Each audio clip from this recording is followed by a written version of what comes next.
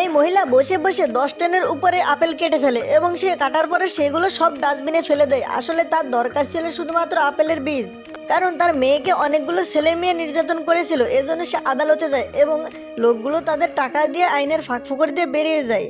আন্নার আইনের উপর থেকে বিশ্বাস উঠে যায়। সে তখন নিজেই ঠিক করে তাদের প্রতিশোধ ছেয়ে নেবে। আসলে আপেলের বীজে 1 গ্রাম সাইনাইড থাকে, যা একটা মানুষের মারার জন্য যথেষ্ট। পরের দিন রাতে আন্না প্রথম অপরাধীর বাড়িতে যায় এবং তার পানির বোতলে গুঁড়োটি বসিয়ে দেয়। সে যখন পানি খায় তখন সে অচেতন হয়ে যায় এবং বমি করতে করতে অজ্ঞান হয়ে যায়। তার বন্ধু যখন তাকে হসপিটালে নিয়ে যায়, ডক্টর বলে এ আর স্বাভাবিক জীবনে ফিরে আসতে পারবেন না। পুলিশ এবং ডাক্তার তার শরীরে সাইনাইড পায়, কিন্তু আন্না কোনো রকম ভয় পাচ্ছিল না। সে দ্বিতীয় অপরাধীর বাড়িতে যায় এবং গিয়ে সেখানে আপেলগুলো ডাস্টবিনে ফেলে দেয় এবং আগুন ধরিয়ে দেয়। পুলিশ যখন সেখানে যায় তখন দেখে সেখানে অনেকগুলো আপেল এবং সাইনাইড বানানোর জন্য অস্ত্র। তখন পুলিশ তাকে অ্যারেস্ট করে। এরপর আন্না তৃতীয় শিকারীর জন্য অপেক্ষা করতে থাকে এবং সে জানতে পারে প্রতি শুক্রবারে সে একটি বারে মদ খেতে যায়। তারপর দুটো সুন্দরী মেয়েকে তার দিকে পাঠিয়ে তাকে গাড়িতে নিয়ে আসে।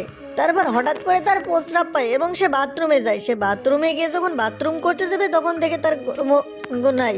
ভয়ে লোকটি ওখানে অজ্ঞান হয়ে যায় এবং ওখানেই মারা পড়ে যায়। কিন্তু 4 নম্বর অপরাধী এসব দেখে আসলেই বুঝতে পেরেছিল কি হতে যাচ্ছে। সে তখন গাড়ি নিয়ে আন্নার বাড়িতে যায় এবং তার মেয়ে দাঁড়িয়েছিল তাকে দেখে চিৎকার করে ওঠে। তারপর আন্না সেখানে চলে আসে এবং লোকটির উপরে ব্যাগ ছুঁড়ে মারে, কিন্তু লোকটি শক্তি ছাড়ে সে পেরে উঠে পারে না এবং সে অজ্ঞান হওয়ার ভান করে সেখানে শুয়ে থাকে। তার মেয়ে সেখান থেকে পালিয়ে যায়, কিন্তু লোকটি জানতো না আন্না অজ্ঞান হওয়ার ভান। তো বন্ধুরা, পরের পার্ট দেখতে চাইলে কমেন্ট করে জানাও।